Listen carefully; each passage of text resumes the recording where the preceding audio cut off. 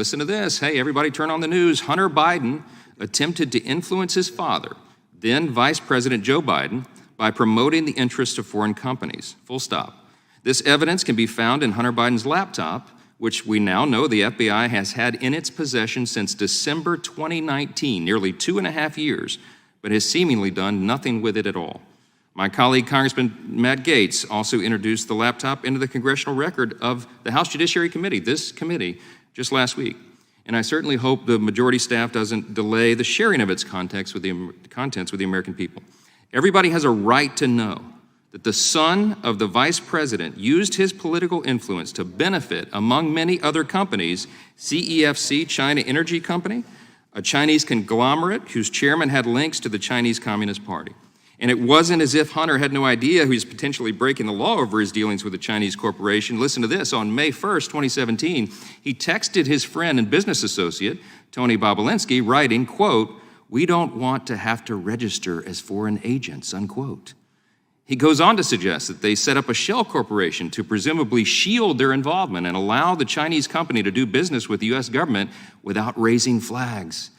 Mr. Bobulinski has since publicly stated that then Vice President Joe Biden knew exactly what Hunter's business dealings with China were as he discussed them with him directly. An email from Hunter's laptop dated May 13, 2017 even contains a discussion of, quote, remuneration packages for a deal with CEFC China Energy Company, including equity splits of, quote, 20 for H and, quote, 10 held for H for the big guy. According to Bobulinski, the big guy is a nickname Hunter commonly used to refer to his father. The laptop also has evidence of possible FARA violations from Hunter Biden's involvements in Ukraine, Kazakhstan, and Sri Lanka, just to name a few. In summation, Hunter Biden appears to have arranged meetings with U.S. officials and engaged in other representational activities on behalf of his foreign business connections. Based on my reading of FARA, and anybody else who looks this up, failing to register such behavior is clearly a violation of the law. However, the DOJ and FBI have so far failed to utilize the same hardball tactics they used against President Trump's aides to get answers from the current president's son. To date, 0 charges have been filed, and FARA has not been used as a pretext to conduct any pre-dawn raid of Hunter Biden's residence, as was done to Mr. Giuliani. Once again, the political bias of our country's top law enforcement bodies is rearing its head.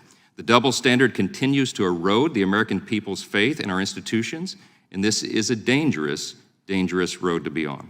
Mr. Chairman, I look forward to further discussing this issue with our witnesses today, and I yield back. Thank you, Mr. Johnson. I would just mention that they also prosecuted Mr. Greg Craig, who is a favorite on the Democratic side. And I want you to know, because of your testimony, I've instructed Mr.